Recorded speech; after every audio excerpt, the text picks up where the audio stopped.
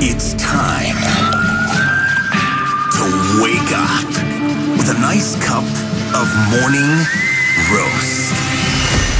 Featuring with Fillmore's finest, Monte Hill, the pride of the Excelsior, Joe Butcher Boy Shasky. You're listening to 95.7 The Game, the morning roast. Oh, baby, we got action in the Bay Area. Carlos Correa signs a 13-year, $350 million deal with the Giants. Has your perspective changed on the Giants offseason? Has it changed on Farhan Zaidi? 888-957-9570. We'll get back to the phone calls. Also, the Warriors lose to Milwaukee to start their 6-game road trip. They'll take on Indiana today here on the Warriors Wednesday, brought to you by SFO. Go to flysfo.com/holidays for your chance to win $1,000 towards a nonstop flight from SFO today. We got Alan Stiles in for Joe Shasky doing a hell of a job. Alan Stiles, we always love you here. You're a roaster now. You're an official roaster. Don't forget 957thegameshop.com. Go get some gear. Got all kind of swagger with the morning roaster. All kind of swagger. Shout out to YouTube, Xfinity Mobile Text Line, and of course Twitch. And good morning to everybody out there. All the engineers, all the plumbers, all the cops, CHP officers especially. Check those people driving the speed limit, man. Don't be driving over the speed limit, Alan. Don't do it. I only got one speeding ticket in my whole life. I've got 0.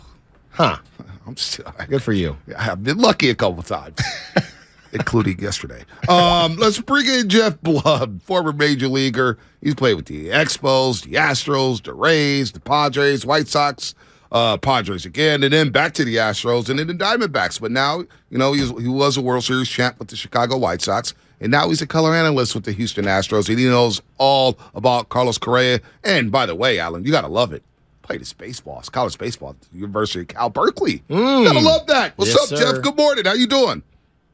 I'm doing good. It's always great being on with you guys and being on in the Bay Area. It's kind of funny that you mentioned Cal baseball because I just saw their schedule got released, and they're opening, amazingly enough, against the University of Houston down here. So I'll have a chance to see them start their season down here. Now, you know what's funny, Geoff? That's awesome, by the way. And we're going to get to Carlos Correa. We will. I'm from San Francisco, and I still have a habit to say at Cal Berkeley. And a lot of Cal alum, they get mad at me and say, just say Cal. It's nothing. We don't say Cal Berkeley. Do you have a problem with that?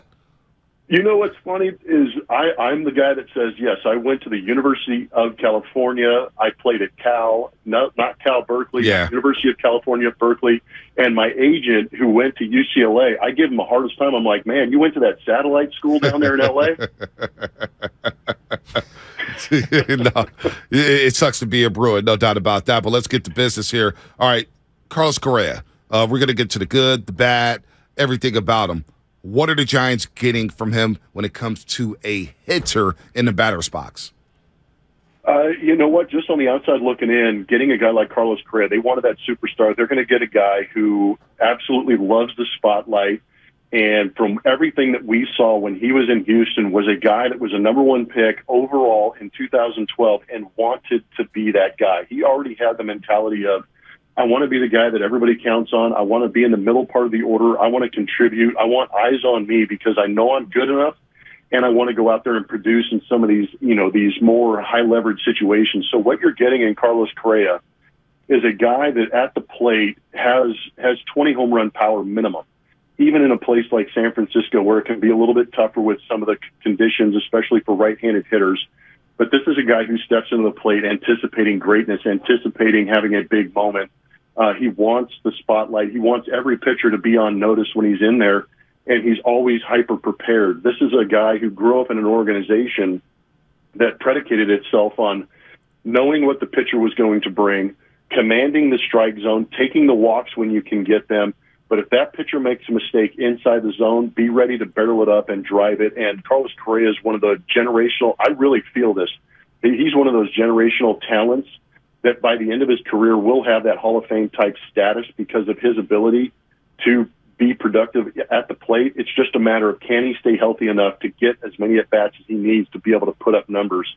But Carlos Correa is a unique, phenomenal, addition to the San Francisco Giants. Fans are going to be very happy to have him. Well, let's dig more into that, Geoff, in terms of the injury history. 13 years, I think that might have given some fans cause to pause, albeit we're still happy about the move. How do you see that playing out? I mean, obviously there's no crystal ball, but do you think anybody else that was interested in Carlos Correa was worried or maybe didn't want to give that long of a time period because of the injury history? Yeah, I think if you look at Carlos Correa and you're trying to negotiate a contract, one of the knocks or one of the, possible negatives against Carlos would be that injury history that he's had. He's a tall shortstop at a legit 6'4", so bending over, picking up ground balls, playing a super athletic position like shortstop lends itself to the opportunity for maybe more injury. But at the same time, he did a very good job, I think, of working through that. In the COVID season, he played 58 of 60 games and also produced in the postseason. And then you see in 2021 and 22, he's playing 148 and 136 games. So I think he's done a very good job of developing and evolving as an athlete. He's learned how to protect himself in order to stay on the field longer. So I think that, the way things are trending, it kind of puts Carlos Correa in the position to say, yes, I know how to go out there and give you at least 140 games a season, because that's the expectation not only the organization has for him, that's the expectation he has for himself. And I also think I'm also shocked by the length of these contracts. They're amazing to me, but part of me believes that the reason these contracts are extended a little bit for these guys that are 28, maybe playing into their age 40, 42 season, is the fact that you have the universal DH. So you can exhaust these guys, hopefully for the 5 or 6 years of these contracts. And if they don't develop and continue to play a high level defense, you can move them into that designated hitter spot and still create value in that sense towards the end of the contract. Yeah, and just Geoff, going back to the potential, if you look at Carlos Correa's numbers, we compared it earlier to Bumgarner versus Clayton Kershaw. How optimistic should Giants fans be? Because if you look at it, he has all the tools, right?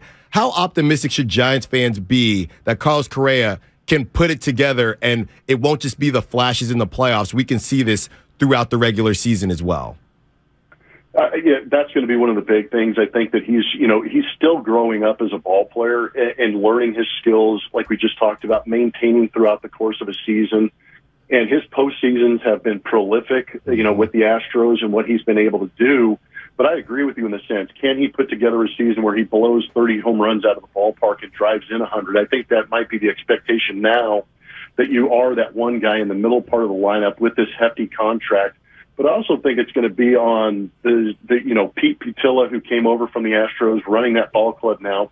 It's going to be on him to be able to put pieces around Carlos Correa to be complementary, and not just to protect him in a lineup, but to hit ahead of him and get on base and allow him the opportunity to drive in some of these runs. But knowing Carlos's mentality, he has a very good understanding of who he is as a ball player.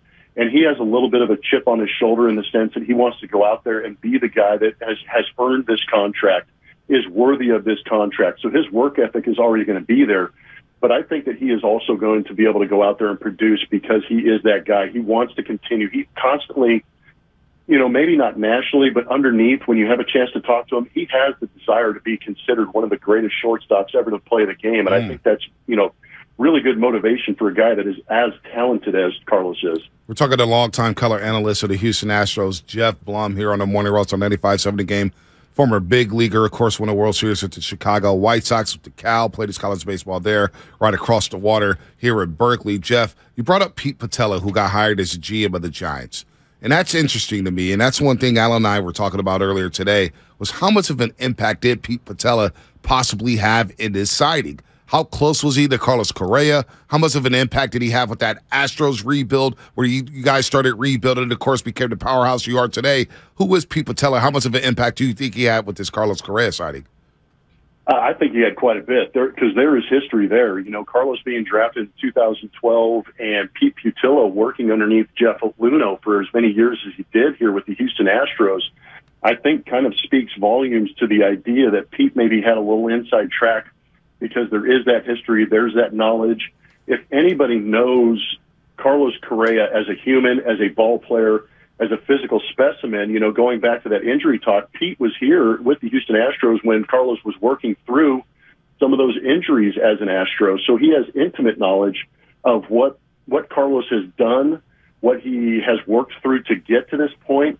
And he actually can probably do a very good job of projecting the value of a Carlos Correa because he does have so much knowledge. He has a lot of not just history with the data and analytics to go with Carlos, but he also has knowledge of the human being. And I think that's why Pete had the ability to go out there and feel comfortable enough to sign Carlos Correa to it. Obviously a high AAV, but also to that length of the contract too. I think it speaks to the relationship that he got those 13 years from a guy that he knows so well. Interesting. An annual value of $27 million. That's the annual average value for Carlos Correa's 13-year, $350 million deal with the no opt-out clause, full no trade clause.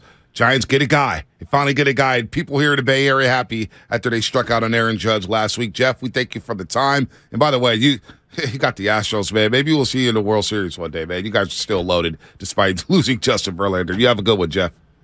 I appreciate it. Always good talking to you guys. Thanks for the opportunity.